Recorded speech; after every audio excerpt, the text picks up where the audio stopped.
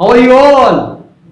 Yes, today, as we have told all of you, और जो बहुत समय से आप इंतजार कर रहे हैं, 10वीं का रिजल्ट आ गया है और आज हमारे साथ बहुत ही महत्वपूर्ण व्यक्ति, पूरे प्रदेश के लिए जो महत्वपूर्ण व्यक्ति है, हमारे प्रदेश के बहुत ही प्रसिद्ध एकेडमिशियन और एक्सपीरियंस्ड एजुकेटर, साथ ही साथ एडिटर इन चीफ है कीर्ति कलश पत्रिका के, वो हमारे साथ में है। मैं उनका स्वागत करता हूं। नमस्कार। वेल सर, आज आप आए हैं, बहुत अच्छा लग रहा है। और हमारे जो साथी है वो जानते हैं कि उद्योग जगत में, साथी मेरा मतलब कि विद्यार्थी जिन्होंने अभी अभी 10th पास किया हुआ है, और उनमें से बहुत सारे लोग जो है वो उद्योग जगत में जाना चाहते हैं और अपने आप को फेमस करना चाहते हैं। और ये इन सब चीजों की क्वारी कल ही अनिल नाम के एक विद्यार्थी ने रामबाई से मुझे फोन किया और पूछा कि औद्योगिक संस्थानों में क्या भविष्य हो सकता है 10वीं क्लास के विद्यार्थियों का। तो उसके लिए मैंने इस YouTube channel power motivator Kamalkant Bitle में आज विशेष रूप से आमंत्रित किया है हमारे गेस्ट सर मिस्टर के वीरू खरक सर का। वेल सर, आप कैसा महसूस कर रहे हैं 10th के इस रिजल्ट आ जाने के बाद?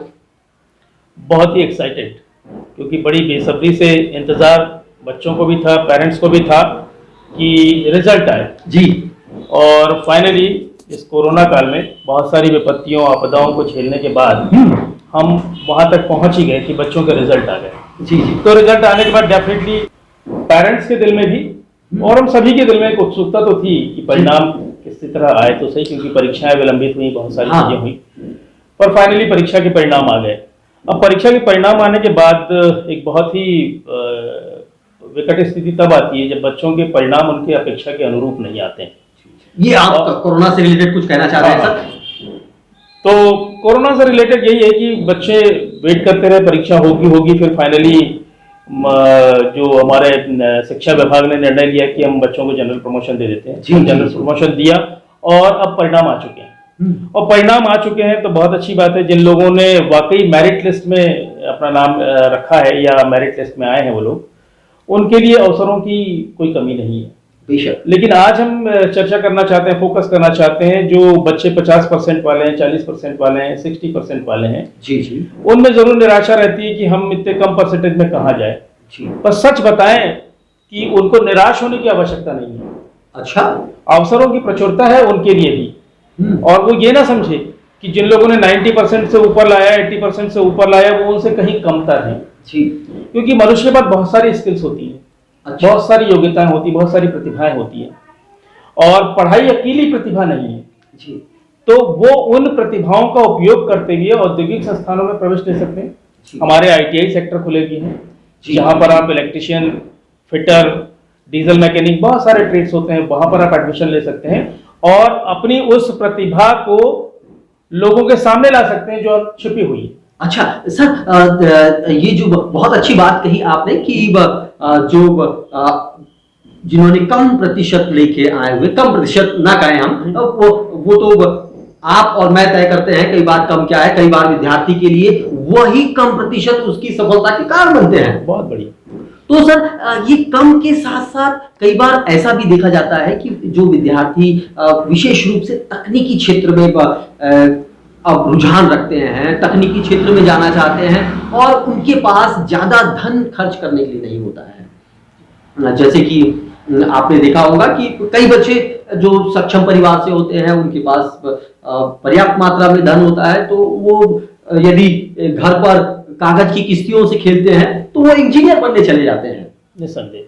तो हमारे वो बच्चे आज जिन्होंने 80% भी बनाया है, किंतु वो बच्चे जिन्होंने 80 या 85% बनाया है, किंतु वो सोचते हैं कि उन्हें भी तकनीकी शिक्षा प्राप्त करनी है, तो उनके लिए आप क्या सजेस्ट करेंगे? देखिए, उनके लिए भी बहुत अच्छे अपॉर्चुनिटीज एक ITI सेक्टर में तो है ही है, क्योंकि ITI में भी आप 2 साल या 1 साल का कोर्स करके एक तकनीकी शिक्षा ग्रहण करके बहुत ही जल्दी, क्योंकि आज रेलवे है, विद्युत मंडल है, बहुत सारे तकनीकी फील्ड है जहां पर लगातार इन तकनीकी शेनों की आवश्यकता होती है और वहां यही लोग उस जगह को फुलफिल करते हैं, बहुत जल्दी नौकरी पर लग जाते हैं।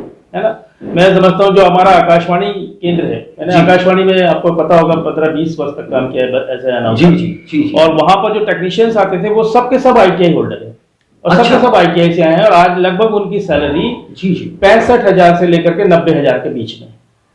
ITI किए हुए बच्चे बंदों की 65 से लेकर के 90,000 तक की सैलरी। अमेजिंग। तो लाइफ जीने के लिए, बेहतरीन लाइफ जीने के लिए मैं समझता हूँ इतनी सैलरी सफिशिएंट है, अच्छी है, बेहद हद से ज्यादा है। तो ये तकनीकी फील्ड जो है वो यकीनन उनको पे करने वाला है, कुछ लेने वाला है, वो बैठे नहीं रहेंगे। और ये सब ना भी हो तो किसी तरह की तकनीक यदि आपने हासिल कर ली तो अपने लेवल पर, यदि आप इलेक्ट्रिशियन से हैं तो आप इलेक्ट्रिक फिटिंग का काम कर सकते हैं, अपना एक ट्रेड, अपना एक बिजनेस शुरू कर सकते हैं, क्यों खाली नहीं बैठे रह सकते। ITI के अलावा यदि वो जाना चाहे तो पॉलिटेक्निक भी एक बड़ा फील्ड। अच्छा, पॉलिटेक्निक मतलब जो जिसे डिप्लोमा कहा जाता है, डिप्लोमा तकनीकी में, जी तकनीकी का डिप्लोमा है, डिप्लोमा इंजीनियरिंग कहा जाता है। अच्छा, जी 3 साल का कोर्स वहां पर भी होता है। माइनिंग है जो शायद संभवतः 4 साल का होता है, तो माइनिंग में जाना चाहते हैं, इलेक्ट्रिशियन जाना चाहते हैं, जिन लोगों का क्राफ्ट और जो ड्राइंग स्किल्स बहुत अच्छे होते हैं उनको सिविल में जाना चाहिए, कुछ लोग मैकेनिकल फील्ड में जा सकते हैं। तो ये बहुत सारे फील्ड हैं। मैं एक क्षण के लिए आपको रोक रहा हूँ यहाँ पर,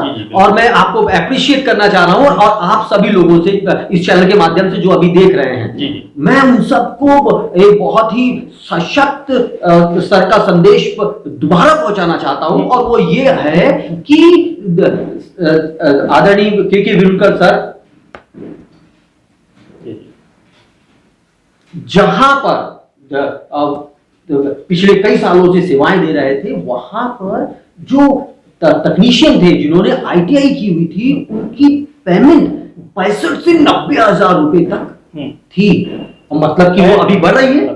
जी सर, निस्संदेह अभी भी है। जी, और ये याद रखने वाली बात है, ऐसा माना जाता है सर कि ITI में हमारे जो ग्रामीण स्तर के बच्चे जो है वो, चूंकि हमारे जो आर्थिकता का स्तर जो है हमारे ग्रामीण क्षेत्रों में जो हमारे भाई बहन हैं उनके बच्चे हैं, वो ज्यादा पॉलिटेक्निक और ITI की तरफ प्रवृत्त होते हैं। तो ये उन सब के लिए बहुत ही आशा से भरा हुआ संदेश है। मैं धन्यवाद कहना चाहूंगा कि आपने ये संदेश बांटा। इसके साथ ही साथ मैं एक सवाल आपसे करना चाहता हूं सर, वो रिलेटेड है जो पॉलिटेक्निक आप बता रहे थे, तो पॉलिटेक्निक जो है वो किन क्षेत्रों में हो सकता है और उसकी क्या उपयोगिता? पॉलिटेक्निक के लिए मेनली हम बालाघाट जैसे छोटे शहर में रहते हैं, लोग अभी जाना चाहते हैं, तो फील्ड तो बहुत सारे हैं, इंजीनियरिंग के इतने सारे सेक्टर हैं कि हम नाम भी नहीं गिना सकते। लेकिन हम अपने शहर के, अपने आसपास परिवेश की बात करते हैं या एक महानगर की भी बात करते हैं, तो भी 4 फील्ड तो आपके पास माइनिंग का एक ओपन फील्ड है, इलेक्ट्रिशियन, सिविल में और मैकेनिकल्स में आप पॉलिटेक्निक कर सकते हैं, और इनमें व्यापक स्कोप है, बहुत। मैंने सुना हूँ सर कि जो पॉलिटेक्निक है वो करके अगर गवर्नमेंट सर्वेंट बनता है कोई, तो वो JEE बनता है, जूनियर इंजीनियर बनता है। अच्छा, जी जूनियर मतलब ITI करके आप एक तकनीशियन कहला सकते हैं, लेकिन यदि आप पॉलिटेक्निक करते हैं तो जूनियर इंजीनियर के पद पर, यानी कि उससे वरिष्ठ होते हैं आप। तो ये बेसिक अंतर है ITI करने में और पॉलिटेक्निक करने में। पॉलिटेक्निक करते हैं तो एक ग्रेड आपका अपर होता है। अच्छा। हाँ, और पॉलिटेक्निक 3 और 4 साल का कोर्स होता है, ITI 1 या 2 वर्ष के कोर्सेस होते हैं इसमें।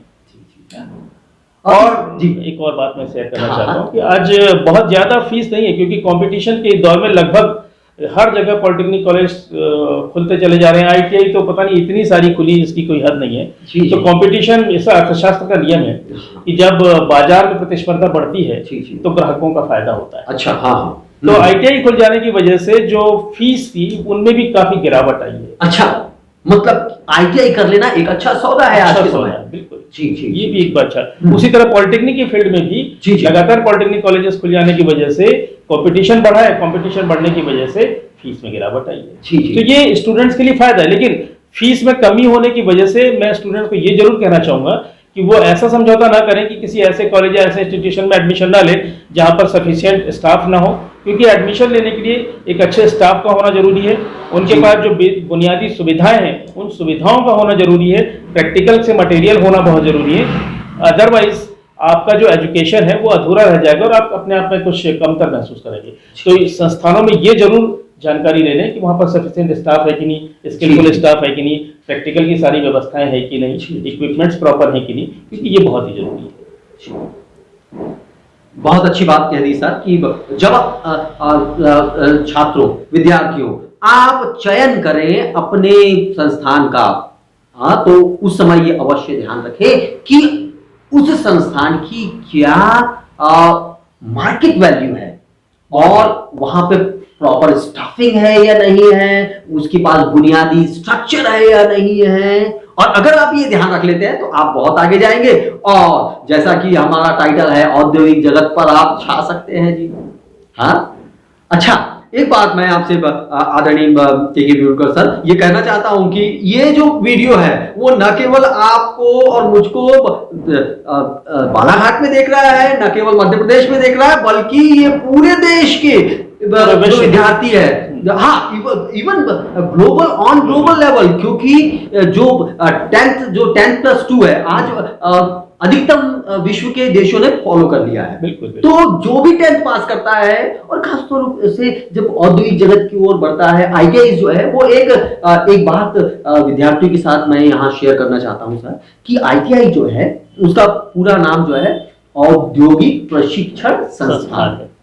अंग्रेजी में इसे इंडस्ट्रियल ट्रेनिंग इंस्टीट्यूट कहते हैं और ये कुशल श्रमिक तैयार करता है और जी कुशल तकनीशियन तैयार करते हैं। जी।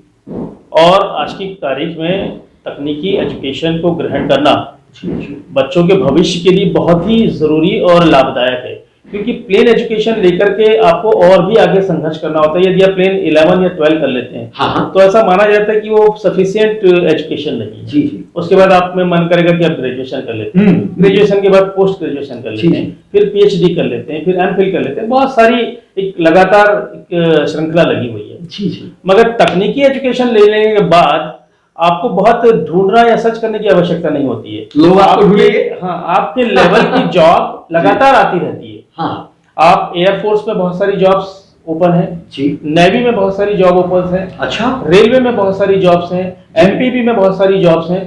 तो फील्ड तो इतने सारे हैं जिसकी कोई सीमा नहीं है। लेकिन अगर आप प्लेन वे में करते हैं 11, 12 और कॉलेज करते हैं, तो सभी करते हैं नॉर्मली, तो फिर आपको संघर्ष करना पड़ेगा। जी। वहां पर ज्यादा संघर्ष है। उसके बाद भी रास्ते खुले हैं। आप PSC कर सकते हैं, है ना, जो वैकेंसीज आती हैं उसकी प्रिपरेशन कर सकते हैं आप। तो वो सब प्रिपरेशन करने के बाद आपको जाना होता है। मगर यहाँ तकनीकी शिक्षा में ऐसा नहीं है। आपने स्किलफुल व्यक्ति है, उसने एक टेस्ट दिया और आप आगे बढ़ जाते हैं। तो ये रास्ते बनिस्बत उसके ज्यादा सरल और ज्यादा संभावनाओं से भरे हुए हैं। संभावनाओं से ज्यादा भरे हुए हैं। देखिए कितनी, और आज का जो हमारा युवा है, जो विद्यार्थी है, वो संभावनाओं की दुनिया में अपने आप को विस्तार करना चाहता है। सर, यहाँ मैं एक और सवाल आपसे करना चाहता हूँ कि यदि कोई विद्यार्थी गवर्नमेंट ITI में प्रवेश पाना चाहता है तो उसके लिए आप क्या संदेश देंगे? देखिए, सरकारी संस्थान चाहे जहाँ कहीं भी हो, सरकारी संस्थान बहुत ज्यादा नहीं होते हैं जी। किसी शहर में 2, किसी शहर में 4, किसी में 1 ही होते हैं जी। और एडमिशन लेने वालों की संख्या बहुत ज्यादा होती है। तो नॉर्मली ऐसे संस्थानों में जो एडमिशन का परसेंटेज है वो बहुत हाई होता है। जी। तो जिन्होंने अच्छे परसेंटेज गेन किए हैं 10th में, उनके एडमिशन तो हो जाते हैं। जी। पर जो कम परसेंटेज वाले हैं उनको फिर सीख करना पड़ता है प्राइवेट सेक्टर में। तो प्राइवेट सेक्टर में वो एडमिशन लेकर के भी वही स्किल, वही प्रतिभा, वही टेक्निक हासिल कर सकते हैं जो सरकारी संस्थानों में उनको हासिल होती है। अच्छा। तो उसमें कोई बड़ी बात नहीं है। बस ये है कि सरकारी संस्थानों में आपकी फीस कम हो जाती है। अच्छा, है ना? जी। आपको इकोनॉमिक सपोर्ट मिलता है। जी, ये एक बात है। और प्राइवेट सेक्टर में आपको अपने पास से काफी पैसा खर्च करना पड़ता है। बुनियादी अंतर यही है, वरना शिक्षा आपको वही मिलेगी जो प्राइवेट में और गवर्नमेंट में मिलेगी। अच्छा, जी। ये कितनी बढ़िया बात कह दी है आपने कि यदि आप सरकारी ITI औद्योगिक प्रशिक्षण संस्थान में यदि प्रवेश प्राप्त कर लेते हैं, बहुत अच्छी जी, आप कर लीजिए, आपको इकोनॉमिक समर्थन मिल जाएगा। और नहीं हुए तो कोई प्रॉब्लम नहीं है, बहुत थोड़ी बहुत फीस 10, 15, 20 हजार रुपए प्रति वर्ष की फीस है, ज्यादा भी नहीं रहती है आज की कंडीशन में। और मैं समझता हूँ कि आर्थिक समृद्धि डे बाई डे बढ़ ही रही है। जो बहुत ही निम्न वर्ग है वो भी एटलीस्ट इतना, घर परिवार के सारे लोग मिलकर के इतना तो अर्न कर ही लेते हैं कि अपने बच्चों के खाने पीने के साथ साथ बच्चों की पढ़ाई का स्तर भी सुधार सके, उस पर भी चिंतन कर सके। अच्छा, हाँ। आज ये जागरूकता तो लगभग सभी तरफ देखने को मिल रही जी, है और है। जी जी। अच्छा सर, आप हमेशा विचारों के लिए जाने जाते हैं, तो आज आप क्यों ना अब जो हमारे 10वीं के मीन्स पास विद्यार्थी है उन लोगों के लिए कोई विशेष विचार कहें। बिल्कुल, देखिए मुझे ऐसा लगता है कि हम लोग डॉक्टर एपीजे कलाम को उस नजरिए से भी देखते हैं कि उन्होंने किस बैकग्राउंड से आकर के किस ऊंचाइयों को छुआ। जी, वो एक पेपर हॉकर हुआ करते थे। पेपर हॉकिंग से एक लाइफ शुरू होती है और देश के टॉप मोस्ट साइंटिस्ट बने, मिसाइल मैन के नाम से जाने जाते हैं। तो मैं समझता हूँ ऐसे लोगों का जीवन हर किसी के लिए, किसी के लिए प्रेरक का काम करता है। जी, तो मैं उन्हीं का विचार 10वीं वालों से शेयर करना चाहता हूँ अपने स्टूडेंट से। ध्यान से सुनिए।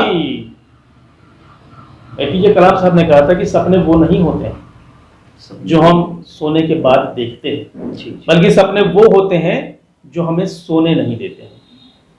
जो होंगे सोने नहीं देते मतलब अगर मन में उथल पुथल है, बेचैनी है, उत्कंठा है या लगातार विफलता बनी हुई है, कहीं कुछ पा जाने की चाह है, कहीं आप रास्तों की तलाश में है, तो समझिए कि आप मंजिल की तलाश में, मंजिल मिलने वाली है जी। और यदि अंदर भीतर चाह ही नहीं है, कोशिश ही नहीं है, कोई एफर्ट ही नहीं है, तो आप ठहरे हुए पानी की तरह हैं। ठहरे हुए पानी में सड़न पैदा होती है, ठहरे हुए पानी से घुटन पैदा होती है, कीटाणु पैदा होते हैं। तो मैं नहीं चाहता कि हमारे 10वीं वाले बच्चे ठहरा हुआ पानी बने। उनके पास जीवन का एक व्यापक स्कोप है और लंबी उम्र पड़ी हुई है अपने आप को तराशने संवारने के लिए। तो वो हर तरह का प्रशिक्षण जहां कहीं से भी मिलता हो प्राप्त करें, जहां कहीं से भी प्रेरणा मिलती हो प्राप्त करें और अपने लक्ष्य की तरफ तत्काल अग्रसर हो। कितना बढ़िया, तत्काल अग्रसर हो, क्योंकि यकीनन आपके सपने आपको बेचैन किए हुए हैं और ये बेचैनी ही आपको सफलता की ओर लेके जाएगी। जी जी जी। और अभी जो 10वीं की छात्र है, आज का समय सर आप जानते हैं बहुत बड़ी उनके सामने चुनौती है और बड़ा ही गंभीर विषय है उनके लिए, क्योंकि अभी उनको किस दिशा में जाना है ये चुनाव करना है। बिल्कुल बिल्कुल। तो क्षेत्र तो बहुत है, मगर आज हमने औद्योगिक फील्ड को ही चुना और जो दूसरा क्षेत्र और 10वीं के बाद क्या हो सकता है वो अगले वीडियो में हम आपको शेयर करेंगे। जी जी, है ना। और इस तरह के वीडियो हम लेकर के आते भी रहेंगे। यदि 10वीं के बाद प्रवेश में कोई समस्या आ रही है, किस तरह के परसेंटेज है, कोई जिज्ञासा है मन में, हाँ, तो आप मेरा नंबर भी नोट कर सकते हैं। जी जी सर बताएं। हाँ बिल्कुल, मेरा नंबर है 750 जी 750 लिख रहे हैं ना आप लोग? मैं लिख रहा हूँ 75091 60899। एक बार मैं पुनः दोहरा रहा हूँ 75091 60899। इस फोन पे 899 ठीक, इस फोन पर आप कांटेक्ट कर सकते हैं और आपको गाइडलाइन मिल सकती है ना। इसके अलावा आप हमारे बिटले सर हैं, ये भी इस फील्ड के महारथी हैं। इन्होंने भी मार्गदर्शन के क्षेत्र में बहुत लंबा अनुभव रखते हैं, मोटिवेशन के फील्ड में बहुत लंबा अनुभव रखते हैं, जैसा कि मैं जानता हूँ। मैं समझता हूँ यदि आप उनका नंबर भी रखें तो वो से भी आपको बहुत सारी गाइडलाइन मिल सकती है। तो आप अपना भी हाँ लिखिए आप लोग। 79 लिखा 7987 396 लिख लिया। हाँ 396130। इसके अलावा जो फोन नंबर है वो हमारे डिस्क्रिप्शन में भी हम डाल देंगे ताकि आपको किसी तरह की कोई कठिनाई ना हो। बिल्कुल बिल्कुल।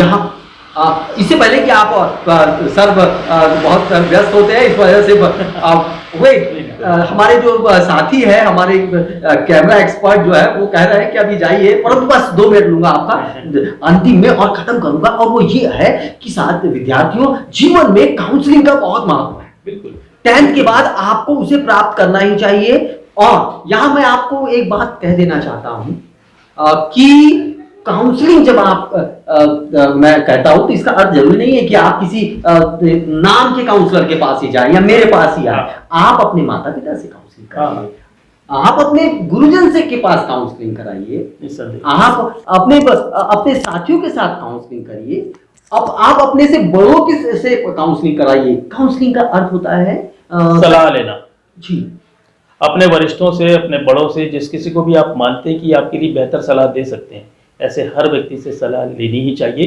क्योंकि वो आपके जीवन में बहुत ही महत्वपूर्ण रोल प्ले करती है और वही आपकी सीढ़ी बनती है सफलता की।